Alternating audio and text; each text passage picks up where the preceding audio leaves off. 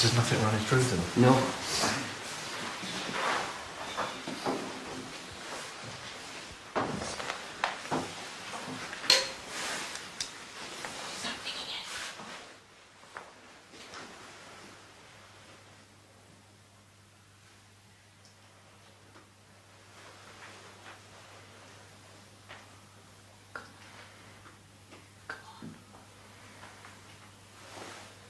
Do you know what it sounds like to me? See when you've got, it's not kids, but see when you've got kids having a sleepover and you've told them to be quiet and then you can hear the when they're sitting, that's what it sounds like to me. Like somebody whispering in the background.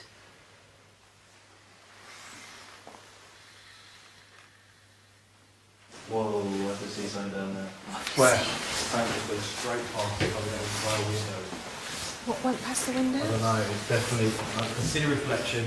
You sure it wasn't? Can you not see that? Completely dark. Can you see this? Because there's a mirror on the wall. Yeah, there was, on that door, but I was looking at the door and I could see it clear as day, and then it suddenly just went dark and then came back again. But it wasn't reflection in that mirror, was it? No, because we was all standing still. Was that why you was looking back there for a minute or two? Definitely. Right, okay. Let's go down, shall we go down now? Yeah, I think Yeah. so.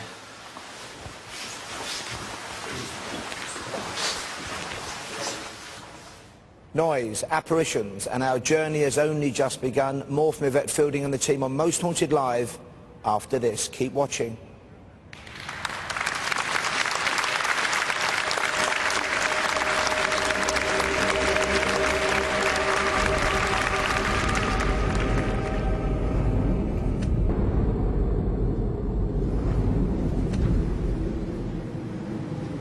Hello and welcome back to the third of a week-long paranormal investigation, 7 nights of fright from here, the Silent Town, the former RAF base in Norfolk known as West Raynham. Yvette Fielding and the team have begun their investigation already and they are hoping to visit 2 locations tonight, rich in paranormal potential and also strong on danger.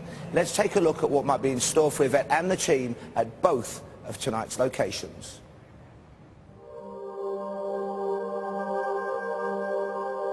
Across this bleak, desolate landscape, there are 2 buildings that offer distinctly different sides to this RAF base's history.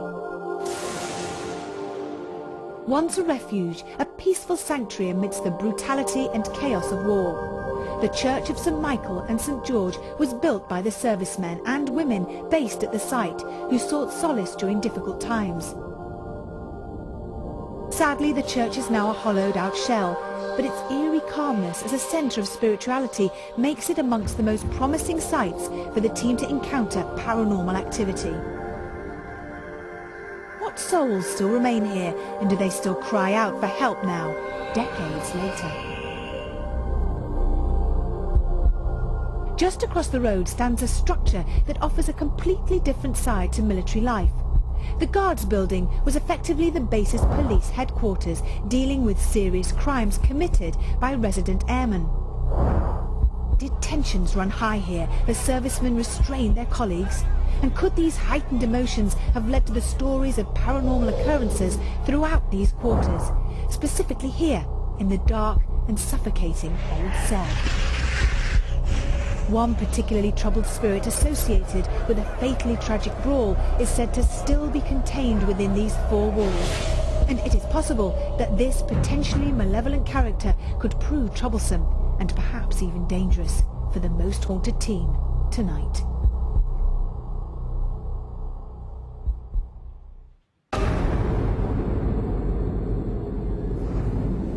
Fascinating night ahead, and we should say, of course, that Yvette and the team can't hear what we're saying at the moment. If any information is given by John Calloway, historian, Miriam Cook, archaeologist and social historian, the team cannot hear it. John, what would you like to add to that little overview of the 2 locations?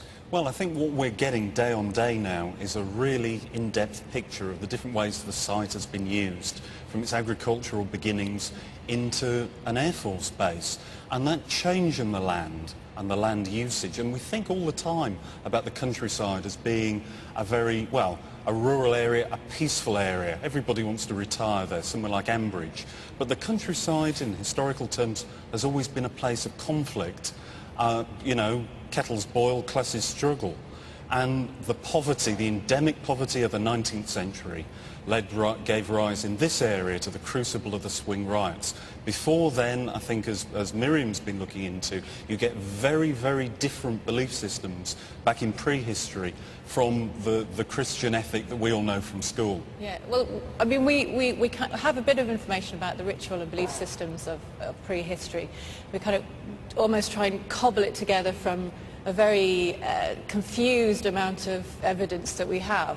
And of course, history is written by the victors, and the victors in this case is the Christian Church. Yes, so we are very lucky as archaeologists that we can actually use stuff like archaeological evidence like burial data, grave goods, iconography, stonework to get some idea. And then we do have documentary sources like the Greek and Roman sources, the Irish texts as well. So we have an idea that there is a system there from early on in the Neolithic through to the Iron Age, then to when the Romans are coming in, and we know that they believed in gods, they liked to pray to their gods, they gave offerings, they had sacrifices, they had their priests. So you could say probably very much like we have religion today in a sense, although we probably don't have human sacrifice anymore, obviously. So, you know, people are believing in things very much like we are today, just in a different way. Although one thing I think that maybe has changed is the way we think about our relationship with places and gods and spirits. When Miriam was talking before about the curse tablets at Bath, that is a real direct way to contact your spirits, and very often what the little tablets are doing are asking somebody's lost their cloak or had an item stolen from them. Or they're cursing someone, they're angry. That's right, they're really mad, and if you're richer, you have a brass one rolled up. And of course the classic instances of Germanicus, who would have been the Roman emperor. When he died, they found curse tablets behind his wainscoting in his room. You can tell how passionate these guys are about their subject. That's why we love talking to them. For the moment, thank you, John and Miriam. Let's hear from you at home now. Julian Clegg is the conduit to let you tell us what you are seeing and sensing, the master of all things interactive. Here he is, our Julian. Thanks very much indeed, Paul, and as ever this show is all about you at home. And by the way, in a few moments a chance to be in the audience later this week. Because of the snow, some people couldn't make it, so I'll tell you how you can get hold of tickets for this week's live in a few moments' time. Now, webcams are up and very much active at the moment. We've got webcams in the chapel and the guard's house tonight. Let's have a look at our interactive map right now. There it is, the guards building in the chapel. Webcam 1 tonight in the chapel itself. There it is flashing right now. Our second webcam is in the guard's cell, flashing at the corner of that building.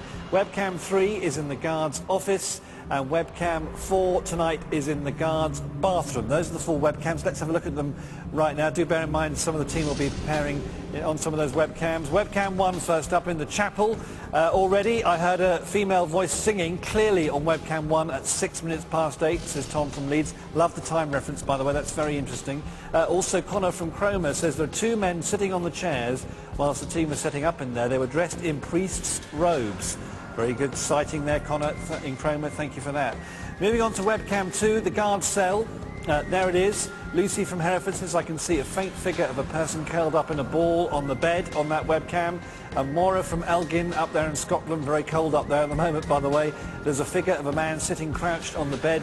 It looks a little bit like a man is crying, maybe distressed by something. Maura, thank you for getting in touch on webcam 2, the guard's cell. Now bringing up webcam 3, the guard's office. There it is, you can see the chairs and various other things there. Craig in Cinderfoot, I can see a white figure, possibly a child, stood under the window on webcam 3. And Sven in Minehead says there looks like a person stood next to what I believe to be the filing cabinet. When I had it on all screens, the figure was there. Then when I switched to just that camera, it disappeared. Sven, thank you for your sighting on webcam 3.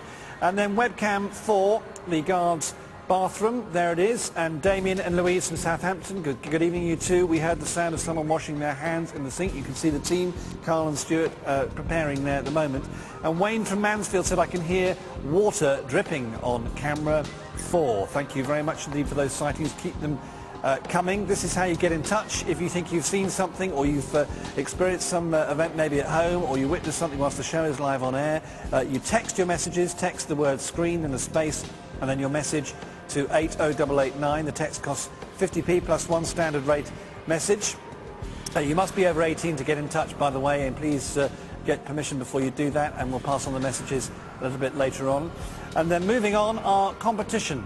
Great competition we're running at the moment. Your chance to be at the next Most Haunted Live event, not this one, but our next UK event, and also to go on a ghost hunting holiday courtesy of Virgin Experience Days. We've got 3 winners for that and 7 runners-up walking off with tickets for the next Most Haunted Live UK event. Now, if you'd like to be with us on our next live shows, here's the question. What was the title of the last Most Haunted Live in the UK? Was it 1, The 7 Sisters of Sin, 2, The 5 Fickle Fingers of Fate, or 3, The 8 Faces of Evil? If you think you know the answer, pick up the phone and call this number, 09012 933 666. That's 09012 933 666. The calls cost £1 from a BT landline. Calls from other networks may be higher, from mobiles considerably higher.